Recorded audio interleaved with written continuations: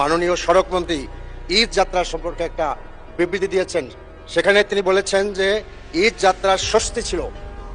তো ঈদ যাত্রার স্বস্তিটা একটু আমি আপনাদের সামনে বলতে চাই আপনাদের মাধ্যমে। আমাদের আর বিআরটি এর রিপোর্ট অনুযায়ী এই ঈদ যাত্রায় 170 জন মারা গেছে, আর আর হলো যাত্রী কল্যাণ সমিতির রিপোর্ট অনুযায়ী 370 জন। এরপরে আমরা দেখলাম যে দৌলতদিয়া একটা আস্তবাদ বাস পানির নিচে চলে গেল।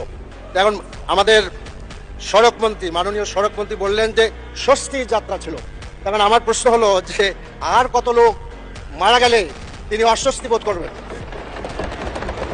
এবং মাননীয় স্পিকার, আরো কথা আছে। এবং এই যে দৌলতদিয়ায় এত মর্মান্তিকভাবে লোক মারা গেল, সেখানে সড়কমন্ত্রী গেলেন না।